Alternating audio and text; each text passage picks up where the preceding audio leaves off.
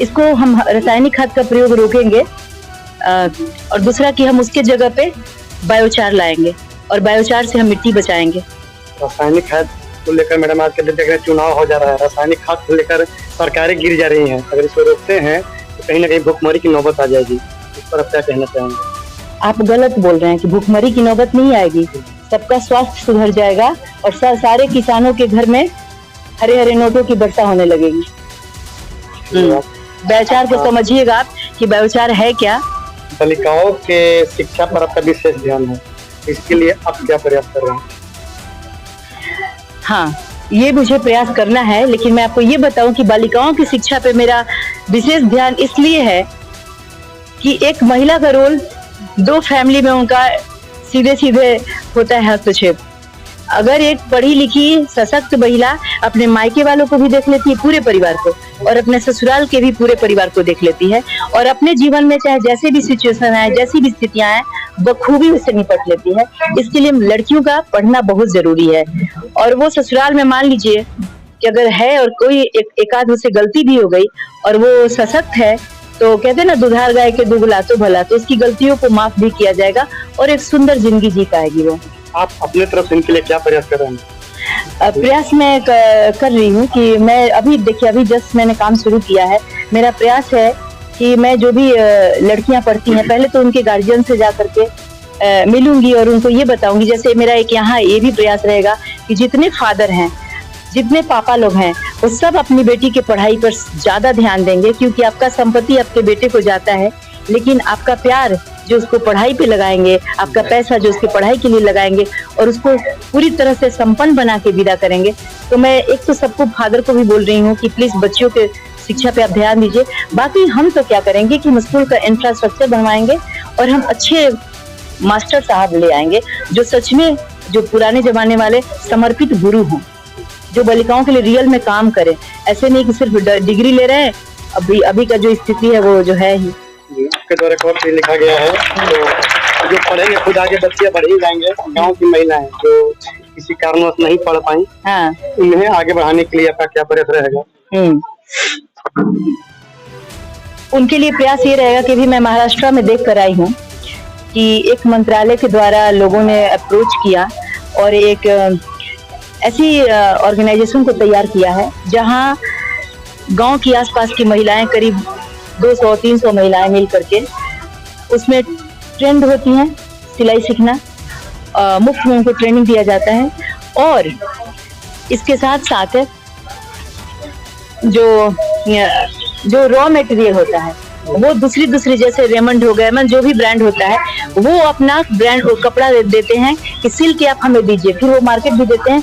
तो जो बीच में वो सिलाई करती हैं, जो कुछ समय भी कुछ हेमिंग करेंगी, वो करेंगी, जो उससे जो रिलेटेड काम है, तो वो करने में उनको मंथ का 10-15 हजार का इनकम होता है, जो खाना पीना बनाने के बाद कर लेंगे। इसमें बाहर जाना होगा? फिर नहीं, बाहर नहीं जाना है, अपने गाँव में ही होगा।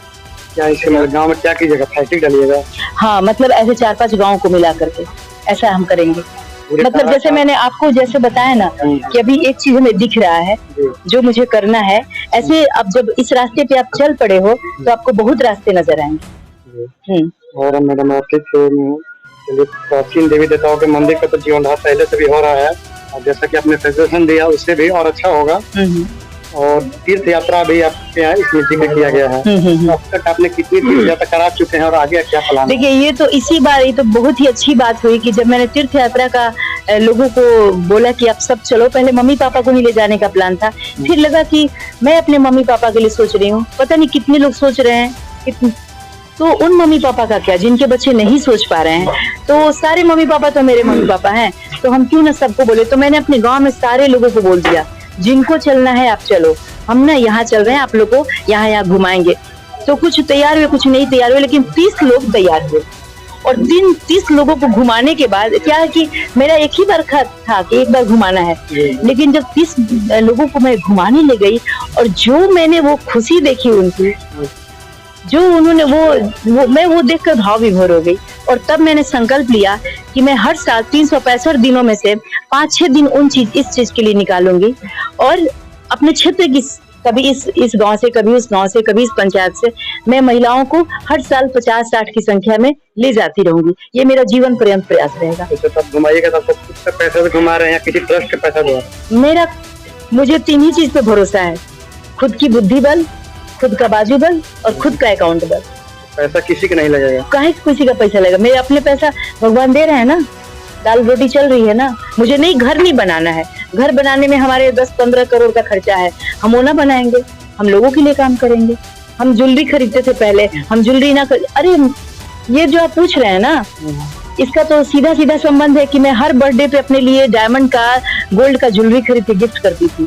अब मैं महिलाओं को तीर्थ यात्रा पर ले जाकर के गिफ्ट दूंगी, और मेरे लिए बढ़िया बात है। जीवन भर ये चलता रहेगा। अपने तरफ से क्या संदेश देना चाहेंगे यहाँ के लोगों को? यहाँ के लोगों को संदेश में रही कि मैं आपके लिए समर्पित होकर के अब आई हूँ, आपकी समृद्धि के लिए।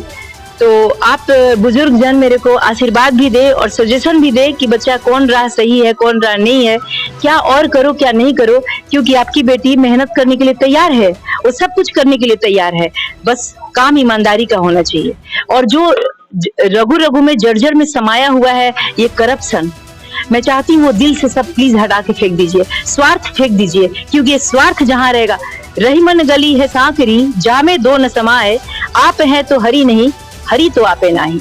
अगर इस जीवन में आप सुख चाहते हैं तो या तो आप रहने का मतलब आपका स्वार्थ, आपका अहंकार, आपका जो लोभ लालच, तो फिर वहां पे समृद्धि नहीं आएगा, वहां सुख और सुकून नहीं आएगा। और जब आप इसको हटाएंगे तो आपको हरि मिलेंगे, हरि मतलब सेवा, समर्पण, समृद्धि, तब आपको वो मिलेगा। तो अब चुनना है आपको कि क्या चुनना है, जीवन में सुख समृद्धि चाहिए या स्वार्थ में भटकते रहना चाहिए मृग मरीचिका की तरह। चलिए, जय माता। धन्यवाद।